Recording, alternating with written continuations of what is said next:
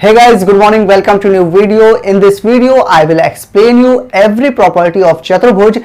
You should know everything about this because this is the basic part of mathematics. So please continue watching this video. Welcome to your channel, Jack Sir. तो आइए शुरू करते हैं। चतुर्भुज की property क्या क्या होती है, इसे कैसे आप समझ सकते हैं।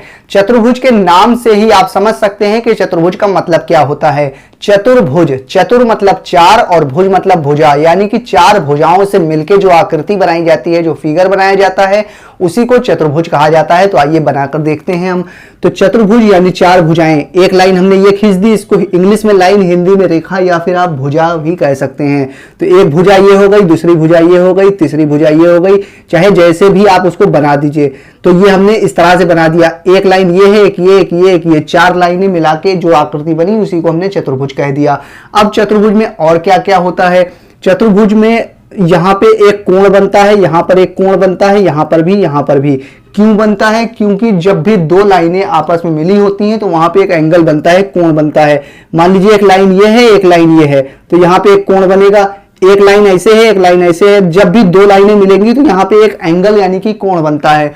तो यहाँ पर भी, यहाँ पर भी, और यहाँ पर कोण बनेगा। लेकिन ये कोण कितने कितने डिग्री के हैं ये आपको याद करने की जरूरत नहीं है, मगर आपको ये मालूम होना चाहिए कि ये चारों कोणों को जब आप जोड़ेंगे तो कितना आएगा। इन चारों कोणों को जब जोड़ेंगे चतुर्भुज के तो हमेशा 360 डिग्री ही आएगा, चाहे किसी भी तरह का चतुर्भुज हो।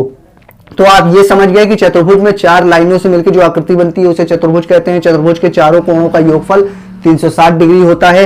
और क्या क्या होता है चतुर्भुज में? चतुर्भुज में विकर्ण भी होता है। मान लीजिए इस तरह से चतुर्भुज बनाया और इसकी इस बुंदी से इस बुंदी की यानी एक कोने से दूसरे कोने को जो लाइन मिलाती है उसको विकर्ण कहा जाता है। तो ये लाइन विकर्ण हो गई। यहां से आप यहां पर भी मिला सकते हैं, तो जो दूसरी लाइन इस तरह से खींचेंगे आप उसको भी विकर्ण ही कहा जाएगा। ठीक है, तो इसको डॉट डॉट से हमने आपको दिखा दिया। तो ये भी विकर्ण है और ये भी विकर्ण है। तो विकर्ण भी आप समझ गए क्या होते हैं चतुर्भुज में। और एक चीज ये भी जान लीजिए, जब भी एंगल 90 डिग्री का बनता है तो उसको क्या कहा जाता है। आपने एबीसीडी में एल देखा होगा, एल होता है इस तरह से। तो एल की जो आकृति होती है वहां पर जो कोण बनता है वहां हमेशा 90 डिग्री का ही कोण बनता है। और जहां 90 डिग्री का कोण बनता है उसको हिंदी में हम लोग समकोण भी कहते हैं। ये बात भी आप ध्यान रखिएगा क्योंकि समकोण वर्ड का अभी इस्तेमाल हम बहुत ज्यादा करेंगे आगे आपको समझाने के लिए। तो चतुर्भुज के 5 फिगर मैं आपके लिए लेकर आया हूं, वो देखिए कौन कौन तरह के चतुर्भुज होते हैं, किस किस तरह के। तो पहला चतुर्भुज मैं आपके सामने बनाने जा रहा हूं, समलंब चतुर्भुज। तो समलंब चतुर्भुज किसे कहते हैं? वो इस तरह से बनता है और एक इस तरह की लाइन खींचे, चार लाइनों को मिला के बनता है, ये तो आपको मालूम है चतुर्भुज। लेकिन इसको बनाने का एक स्पेशल तरीका होता है, उसी को आप सिर्फ समलंब चतुर्भुज कह सकते हैं। तो दो लाइनें तो आपकी इस तरह की होंगी, यानी कि दो लाइनें इस तरह की होंगी जो आपस में चाहे जितनी भी दूरी पे चले जाएं वो कहीं भी ज्यादा डिस्टेंस उसका नहीं होगा और कहीं भी आप दूर आगे जाने पर एक दूसरे को कट नहीं करेंगी। तो दो लाइनें जो होती हैं वो समांतर होती हैं। और दो लाइनें कैसी होती हैं? इस तरह नहीं, इस तरह होती हैं, झोपड़ी की तरह। यानी कि एक लाइन इस तरह से होगी और एक लाइन इस तरह से होगी। ठीक है, तो इसी आकृति को समलंब चतुर्भुज कहा जाता है।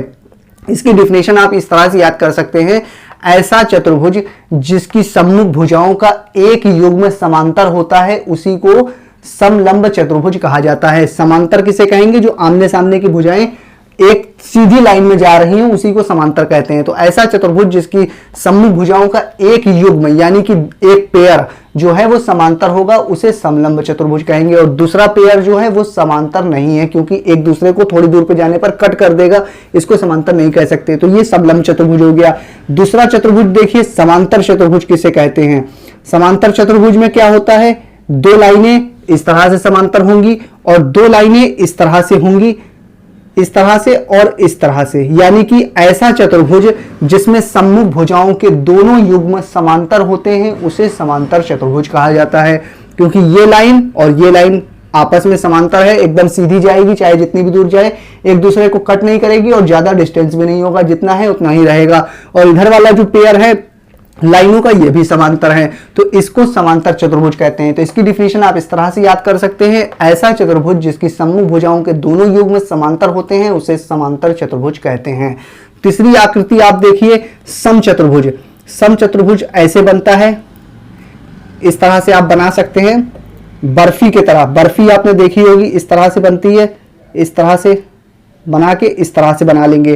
तो इसको बर्फी की आकृति में इस तरह से बनाते हैं। इसमें क्या होता है, इसकी डिफिनेशन ये होती है कि ऐसा समांतर चतुर्भुज, समांतर चतुर्भुज की डिफिनेशन आपने पहले पढ़ ली, लेकिन इसको क्या कहेंगे, ऐसा समांतर चतुर्भुज।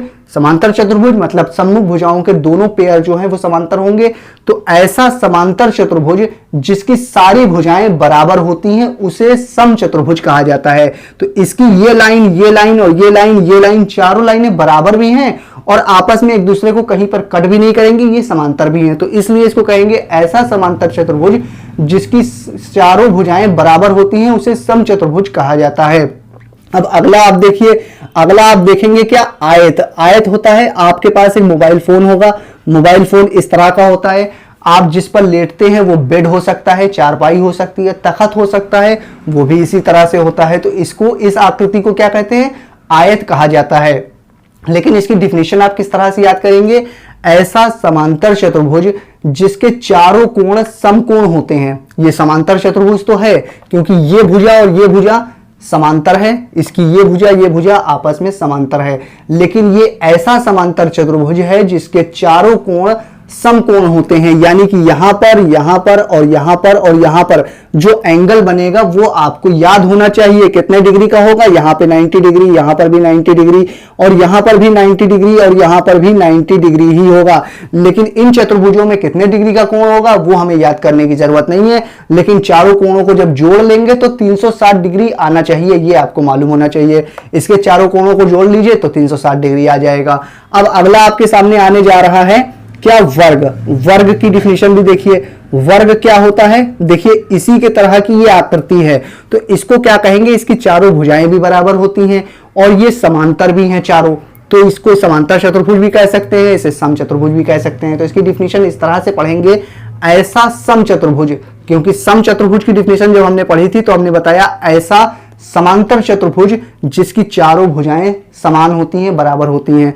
तो समांतर चतुर्भुज भी है और बराबर भी है भुजाएं, तो इसलिए इसको हम वर्ग को इस तरह से डिफिनेशन इसकी बताएंगे, ऐसा समचतुर्भुज जिसके चारों कोण समकोण होते हैं उसे वर्ग कहा जाता है। तो इसके चारों कोण भी समकोण होते हैं, 90 डिग्री के होते हैं और चारों भुजाएं भी बराबर होती हैं और यह समांतर चतुर्भुज भी होता है। इतनी चीज आप जान गए, आपने सारी डिफिनेशन जान ली, समलंब चतुर्भुज, समांतर चतुर्भुज, समचतुर्भुज, आयत और वर्ग की डिफिनेशन के साथ में।